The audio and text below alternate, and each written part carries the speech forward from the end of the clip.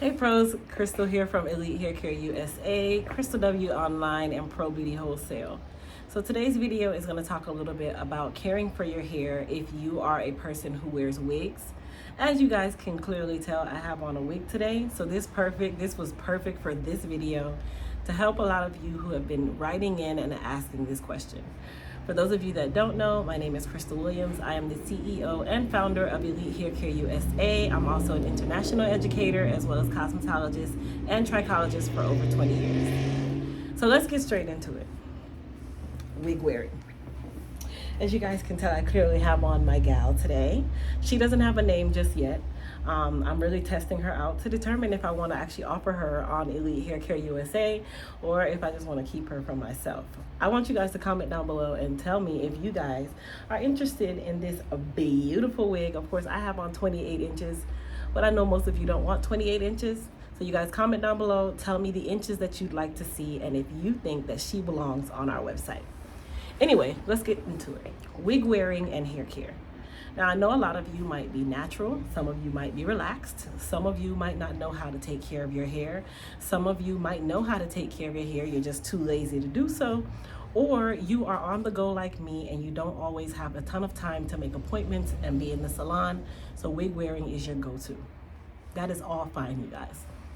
Just because I'm a hair care guru doesn't mean that I don't change my style up. It doesn't mean that I don't like to wear my wigs like I'm wearing right now.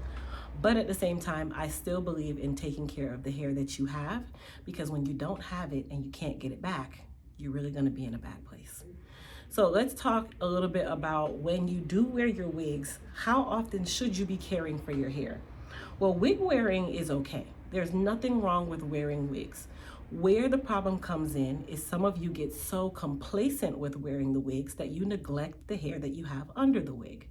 So you might get your hair braided down and you leave those braids in for months at a time, or you don't even braid your hair down, you just throw the wig on and off. You don't care about how your hair is doing under the wig. You don't protect your hair under the wig. You do nothing to really care for your hair under this wig. And then later on down the road, when you start having traction alopecia, or you start noticing that your hair is thinning, you notice that you're not gaining any density, you notice that you're missing hair in certain places, or that your hair is severely dehydrated and breaking, that's when you get into panic mode. So if you are one of those people who has that kind of situation, no worries. If you catch it early enough, this is definitely something that can be rectified and there's always a resolution. But please don't be one that allows your hair to go through this cycle for years and years at a time, and then when it gets to the point where it's irreversible is now when you want to care for it, you're kind of on the losing end of the spectrum. So if you are one who likes to braid your hair down under your wigs, just keep in mind that braids should not be left in the head for anything more than about 4 to 6 weeks. That is also the same thing when we talk about the life of a relaxer. That is the same thing we talk about with trim schedules with natural hair.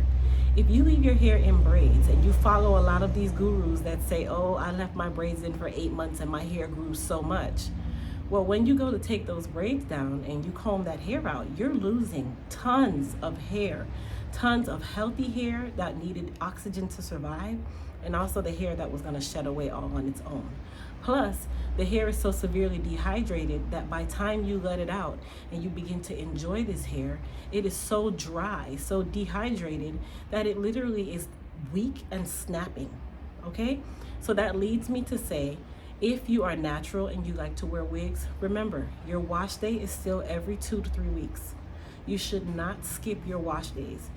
If you are also one who likes to wear wigs and you like to keep your hair braided, you don't have to do very small braids, you guys.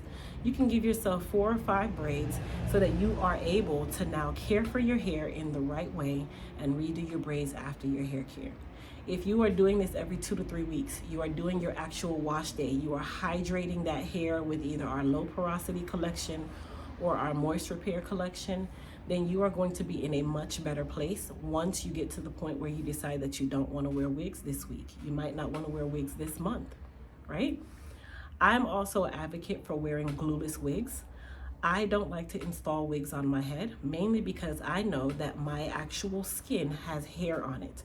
There is no part of the body that does not have hair. If you think that there is, you're sadly mistaken. You might not be able to see the hair, but there is a layer on everyone's skin that has a protective coating that gives off very fine hairs. So those of you that like to install your wigs and utilize adhesives or tape, you start noticing that you create what we call a rainbow line on the forehead, where that area starts to look different from the regular parts of your skin that are typically exposed. Like me, right now, I have on no makeup. Yes, I have blemishes. Yes, I have some hyperpigmentation. Yes, I have lines. Yes, I have cheeks. Yes, I have all of that.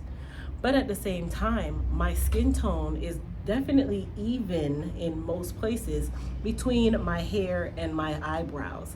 You don't want to be the person where when you decide to wear your hair, you start looking surprised because you have that line or that rainbow from you installing those wigs over and over and over. And every time you install that wig and you remove that wig, you lose a strand, 5 strands, 10 strands, 20 strands, 30 strands. You lose a ton of strands, and then eventually this leads you into traction alopecia.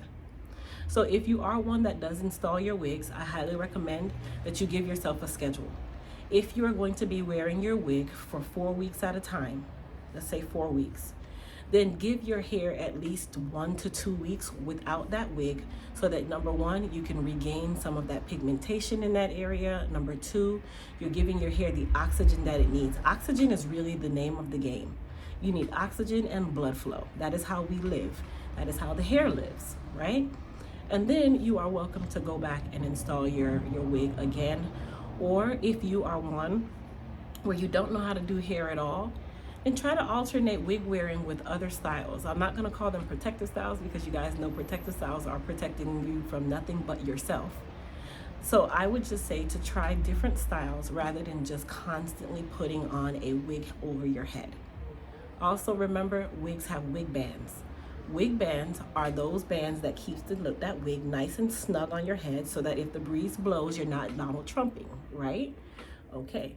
So if you have a wig that you constantly wear and you notice that the wig band is always in the same place around the perimeter of the head, eventually you'll start noticing a lot of thinning in the hairline.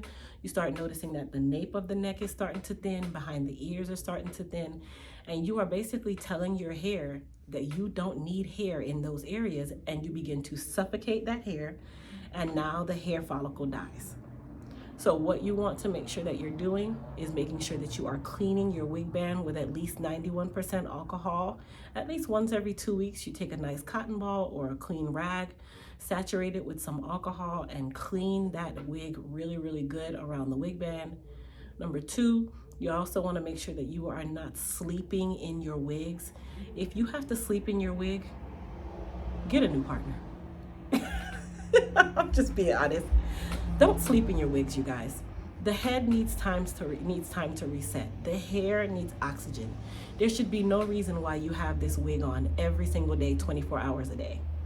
Now, if the wig is installed, that's a little bit different.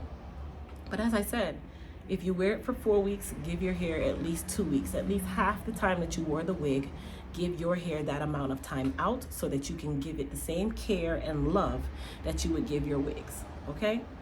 That is definitely going to help you when it comes on to you being able to maintain a healthy head of hair, even though you might have it covered up on a normal or consistent basis. Now, if you are one who has a relaxed hair or very fine textured hair, I highly, highly recommend that you definitely shorten your wig cycles, because fine textured hair is considered the easiest to damage because it definitely dehydrates really quickly and it breaks really quickly. So you want to make sure that for fine textured hair or high porosity hair that you are giving yourself half the life of a person who has more density in their hair. Why? Because the hair is so fragile and so weak, and by you covering it up, it has no way to gain strength or to be able to build up its core so that it can withstand these long periods of time that you have it covered up and dehydrated. Now, a last point that I would make for anyone, no matter if you're a low porosity, high porosity, relaxed, natural, coarse, medium, fine, doesn't matter, gray, silver, orange, black, red, or white, please ensure that when you remove your wigs, you give yourself a full-on wash day. And by full-on wash day, I mean cleansing that hair and that scalp really, really good. Most of you probably have a very congested scalp because you're covering it up so much. Definitely, I would recommend the Soothe and Balance pre-treatment. You put that on the scalp, allow it to sit on the scalp for about 2 to 3 minutes. Lift up any of that excess buildup that is on the scalp. This is super important, you guys, because a lot of you neglect your scalp health and you think that it's all about the hair. Well, the hair is connected to the scalp. The scalp is really where all of the importance is, because if you are neglecting your scalp, then the hair that's growing out of it is going to be just as neglected and just as stagnated and just as bad as the scalp itself. So you want to make sure that your growing ground, your soil, is healthy and clean. So yes, Soothe and Balance pre-treatment on that scalp, lift up any of that congestion, of course get into the little itches that you might have here and there. Then from there, you want to make sure that you are cleansing the hair and the scalp using your Elite Clarify. This is going to cleanse the hair of that odor that your hair is definitely carrying, because we perspire. No matter if you perspire in your head or not, just remember the pores are open and you are perspiring. You are secreting toxins at all times, and it's always in the hair, okay? You always want to make sure that you cleanse that hair, because guess what? If there is a smell comes from bacteria. Okay, there is bacteria that is causing this odor. So you want to make sure that you are cleansing the hair and you are removing this odor causing bacteria, because your body is pushing out toxins. Bacteria is everywhere, so your body is pushing it out. You want to make sure that after you do your cleansing, that you now go into the treatment that your hair needs. If you are low porosity and coarse textured, please, Moist Repair or the Low Porosity Plus collection. That is our collection that has snail mucin in it. Those both can be used with the hair mask. Give yourself 15 to 20 minutes either under a hooded dryer or under a hair steamer.